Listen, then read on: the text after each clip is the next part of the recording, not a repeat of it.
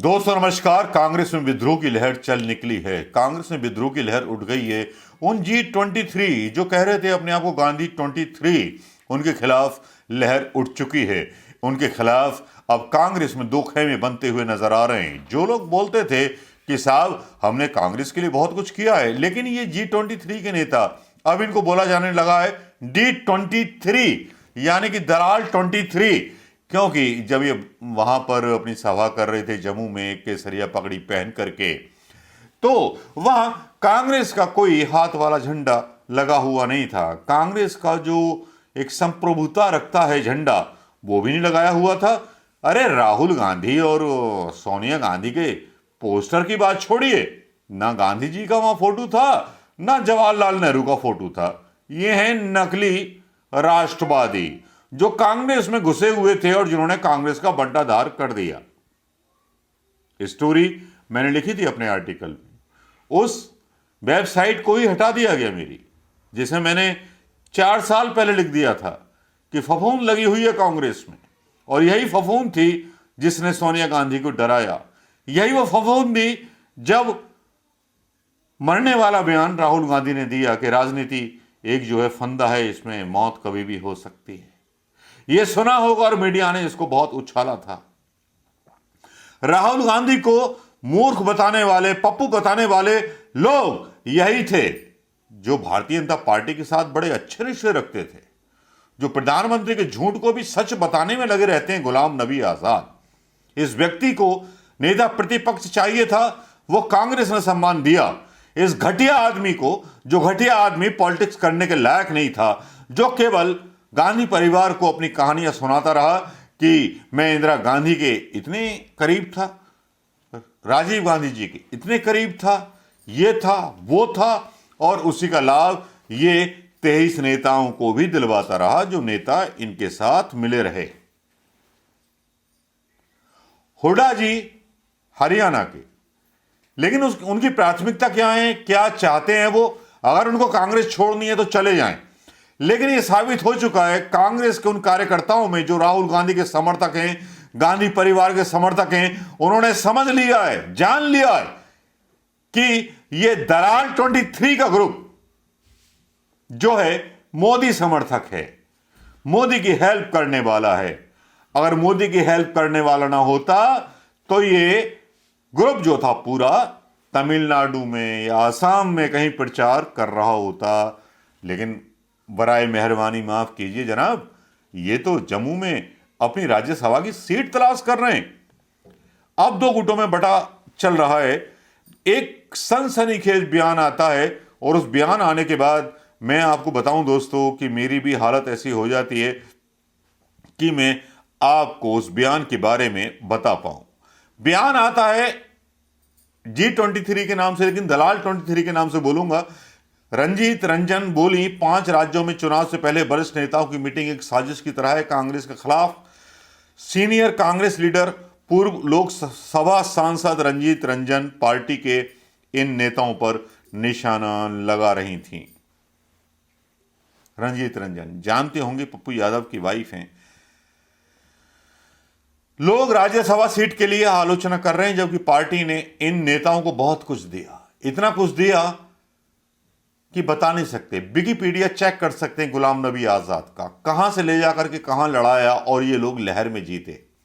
राजभर को तो गांधी कहने का हक भी नहीं है, क्योंकि समाजवादी पार्टी से लड़ा, लोकसभा चुनाव जीता। उसके बाद इसको उत्तर प्रदेश का अध्यक्ष बनाया गया। इसको टाइम नहीं था ब्लॉक स्तर के नेता से मिलने का। इन्होंने कांग्रेस को बर्बाद कर दिया। गुलाम नबी आजाद ने कांग्रेस को बर्बाद कर दिया। टिकट बंटवारे में इन्होंने इंटरसेप्शन किया, अपने लोगों को टिकट दिलवाई। उत्तर प्रदेश के अंदर भी इनका इतना हस्तक्षेप रहा, इन चुनावों में भी, हर चुनावों में गुलाम नबी आजाद का। पोल खुद खोलते हैं कपिल सिब्बल, इन्हें इतना अनुभव है, हर स्टेट में इन लोगों की जानकारी है, ये है वो है। तो सहायता किसकी की? भारतीय जनता पार्टी की और मोदी जी की। इसीलिए तो मोदी जी के जादू में आंसू निकल आए। गुलाम नबी आजाद के, वरना ऐसे ही कोई कुछ नहीं होता। और अंबानी अदानी के मुकदमे लड़ने वाले कपिल सिब्बल को भी ऐसे ही कुछ नहीं होता। चंदे की भी एक लिस्ट आती है, किसने कितना चंदा दिया। रंजीता रंजन जहां एक तरफ मुखर हो जाती हैं, उसके बाद मुखर होने की बारी आ जाती है अभिषेक मनु सिंघवी की।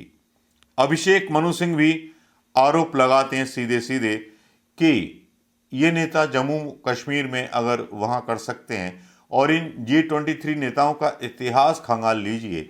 2014 में खुद मनीष तिवारी ने चुनाव लड़ने की घोषणा करके कांग्रेस पार्टी की किरकिरी कराई थी, और इतनी बुरी तरह किरकिरी कराई थी कि कांग्रेस उसको बड़ा मुद्दा बनाया था मीडिया ने। 2014 में जब इसने मना किया था मनीष तिवारी ने, यह भी वहीं मौजूद था। हुड्डा साहब खुद अपनी कॉन्स्टिट्यूएंसी में नहीं बचा पाए, उसमें क्या राहुल गांधी फूंक मार के आपको खड़ा कर देते?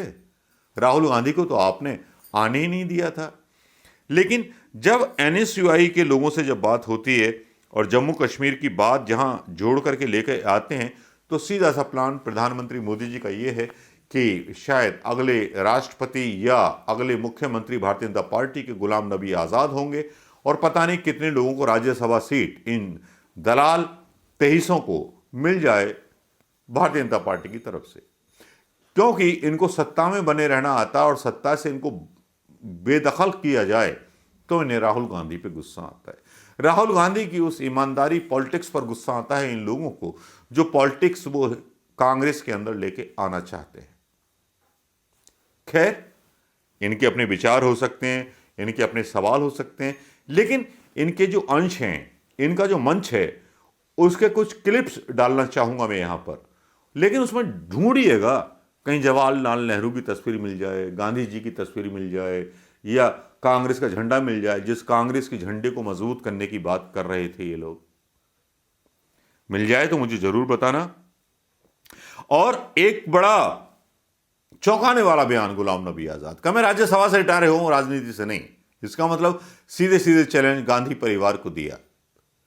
अब गांधी परिवार को अगर चैलेंज दिया है तो भैया भुगतोगे आप, क्योंकि कांग्रेस के जो युवा लोग हैं, जिन्होंने जमीन पर मेहनत करते हुए, समुद्र में छलांग लगाते हुए राहुल गांधी को देखा है, प्रियंका गांधी को देखा है, मछुआरों की बस्ती में, मल्लाहों की बस्ती में, नावों की बस्ती में, तो वो लोग आपको पसंद क्या करेंगे? क्या आप इनमें से किसी जगह दिखाई दिए?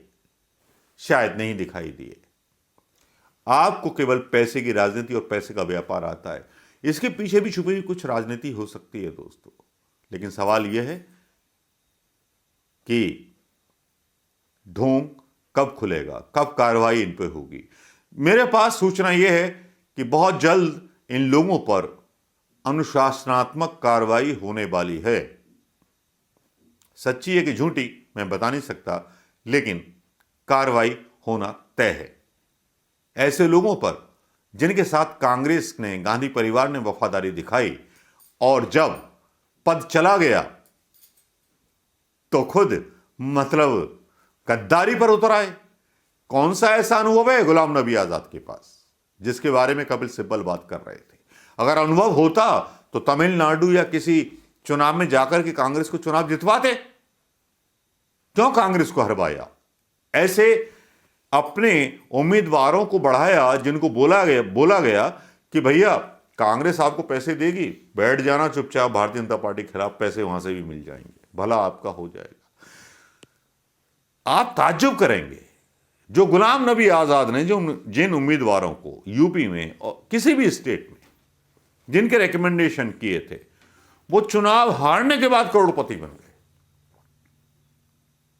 अगर मेरे दावे पर अगर आपको गलत यकीन हो तो आप इस दावे की जांच कर लीजिए दोस्तों, दावे सही मिलेंगे। नमस्कार, जय हिंद।